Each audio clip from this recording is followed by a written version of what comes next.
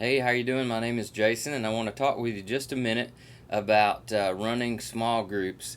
This time we are getting ready to go to beach camp, but this discussion will be applicable to any time you're running a small group, and I hope it's helpful. So let's just jump right in. If you are a group leader of any kind and you're getting ready to lead a group of students, I think the most important, number one thing that we can do as we're looking over that outline is just prepare and pray, because students really are perceptive and they know if we're on our toes, and they know if we're ready, and they know if we know our stuff. And so we got to know that outline first and foremost, backwards and forwards, and not be reading it, just reading a question and then reading the next question. That's a recipe for boredom, really. But if you know your outline, you can just sort of glance at it every now and then, and you're just in a conversation. And then if you cover that with prayer and ask the Holy Spirit to just open up the discussion and lead it to where it needs to go, I think everything else falls in line after that. So prepare and pray first. I think the second thing that's important when you're getting ready to lead a small group, or as in this case, we're calling it a chat group at this year's beach camp, uh, is we want to set it up for success by making sure the groups aren't too small or too large. I think the perfect size is 8 or 10 people in a group. Try not to get more than 12 or 13 total students, leaders, everybody, because then people are left out and they're not participating in the discussion.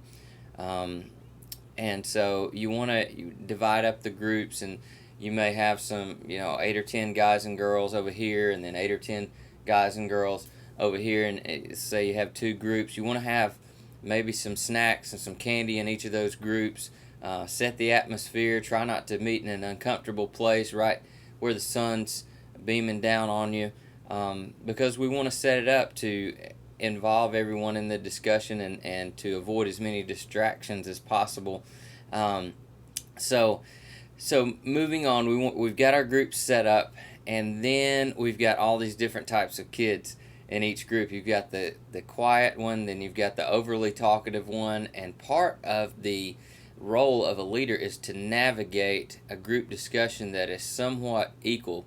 So a lot of times we're going to have to curb the enthusiastic over talkativeness of some, in a gentle way, and then sometimes we're going to have to pull out the answers from the quiet ones that aren't really ready to say as much. You just have to ask them directly sometimes. What do you think about the question we just asked? And so we're constantly trying to equalize the discussion a little bit to where everyone gets a chance to participate. And so we're moving along, we're having this discussion, and hopefully students are laughing and getting involved, and during the serious times saying the real answers and things like that. And then we come to, if you're involved in youth ministry, you're going to come to that point in the discussion to where someone says something totally off topic.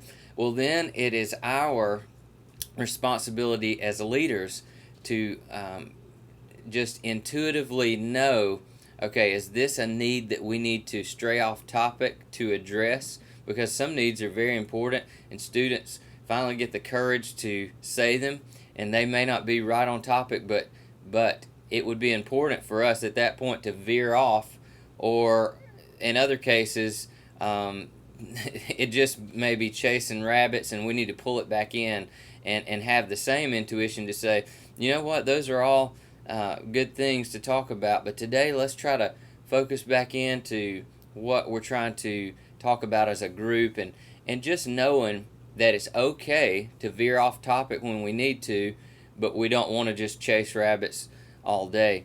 And so, just sensing the needs of the circle and being able to say, hey, you know what, this may not be exactly what's on the outline today, but let's stop and pray about that right now. Let's talk about what you just mentioned, and just knowing that that's okay. And I think one of the mistakes that we as leaders make so often in these small group times is that we're used to teaching.